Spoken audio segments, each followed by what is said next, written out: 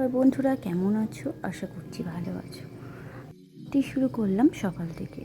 তো আজ এক দাদার বাড়িতে গৃহপ্রবেশ ছিল, সেই উপলক্ষে তাদের বাড়ি যাওয়ার উদ্দেশ্যে সকাল সকাল স্নান সেরে রেডি হওয়ার জন্য আমি দেখছিলাম যে কোন আউটফিটটা আজ পরা যায়। যেহেতু বাড়িতে পুজো ছিল, তো আমি এই অফ হোয়াইট কালারটাই চুজ করেছিলাম।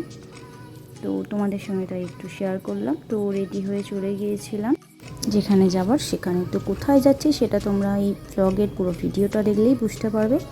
এই যে আমি আমার যেখানে গন্তব্যস্থল সেখানে গিয়েছিলাম। না, এটা কোনো দাদার বাড়ি নয়, এটা হচ্ছে আমাদের গ্রামের জগন্নাথ দেবের বাড়ি। মানে আমাদের গ্রামের একটা রীতি প্রথা অনুযায়ী এখানে গ্রামে জগন্নাথ দেব, বলরামজি, সুভদ্রা ও রাধা মাধব আছে। তো কোনো বাড়ির শুভ কাজ অনুষ্ঠানে এনাদের আনা হয়। তো সেই জন্যই সেই উদ্দেশ্যে আজকে রওনা হয়েছিলাম। যেহেতু বললাম গৃহপ্রবেশ ছিল, তো এনাদেরও আগমন চাই। এদিকে আমার বরের দায়িত্ব ছিল জগন্নাথ দেবকে মাথায় করে আনা, কিন্তু এত রাস্তা পিচ্ছিল, তো একা ওটা নিজে আনা সম্ভব হয়ে হচ্ছিল না। তো সেই জন্য কাঁধে করে সবাই মিলে আনার ওটা একটা প্রস্তুত নিচ্ছিল।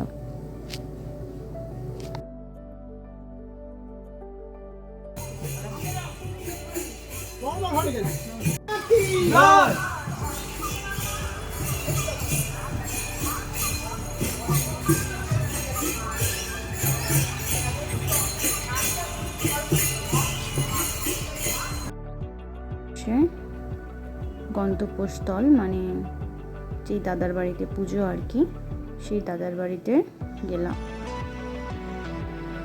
তো যাওয়ার পর কি করলাম তোমরা সেটা ভিডিওর মাধ্যমে দেখতে থাকো।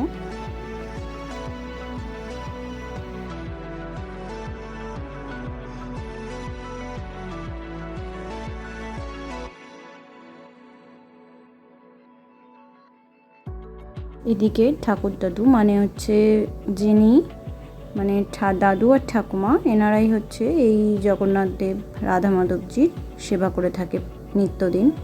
তো এখানে আনার পর ওনাদের শৃঙ্গার করিয়ে নিচ্ছিল।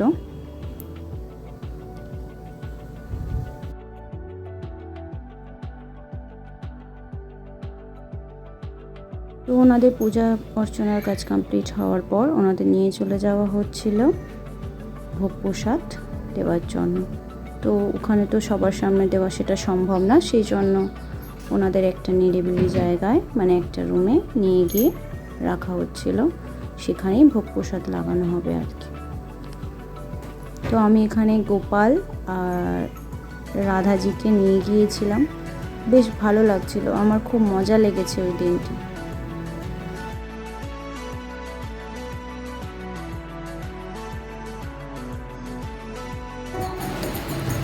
তারপরে এখানে হচ্ছে এক জায়গায় হরিনাম সংকীর্তন হচ্ছিল আর এক জায়গায় সত্যনারায়ণ পুজো হচ্ছিল, তারই জন্য আর কি হোমযজ্ঞ পাঠ হচ্ছিল, সেটাও তোমাদের সঙ্গে একটু শেয়ার করলাম।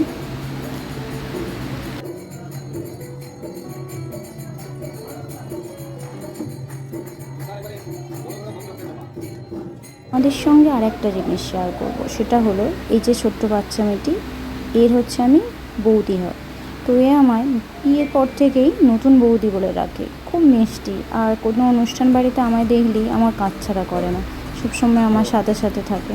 আর এখানে বসে বসে আমার সঙ্গে গল্প করছিল। আর এই একজন ছুটি পড়া বাচ্চাটিকে দেখলে তোমরা, ওরও দায়িত্ব ছিল আমার ওপর, ওর আমি কাকিমা হই। আর এদিকে ডেকোরেশনটা দেখো, এত সুন্দর করেছিল, মানে অসাধারণ, যেন মনে হচ্ছিল কোনো বিয়ে বাড়ি। আসলে এর পরের দিনও একটা পুজো ছিল, তো কী পুজো ছিল সেটা তোমাদের পরের ভিডিওতে জানাবো। তারপরে আমি চলে গিয়েছিলাম ওপরে আবার, কারণ যে ভগবানকে ভোগ লাগানো হয়েছিল ওনাদের আবার নিচে নিয়ে আসার জন্য আমি এবারে মাধবজিকে নিয়েছিলাম, কারণ আমি আগের বারে তো রাধাজিকে নিয়েছিলাম। তো এদিকে আমার বরকে দিয়েছিল গোপাল আনার জন্য, তো আমরা দুজন গোপাল আর মাধবজিকে আনছিলাম। তো সবাই দেখে অনেক কিছু বলছিল, আমার খুব হাসিও পাচ্ছিল। আর এই ভিডিওটা করছিল আমার একটা ভাই মানে দেওর। এনাদের এখানে স্নান করিয়ে তারপরে আমরা চলে গিয়েছিলাম খাওয়ার জন্য, অন্নভোগ নেওয়ার জন্য, কারণ অনেকটাই বেলা হয়ে গিয়েছিল, সকাল থেকে কিছুই খাওয়া হয়নি। তো এদিকে খেতে বসিয়ে গেছিলাম, মুখের অবস্থা ভীষণ খারাপ।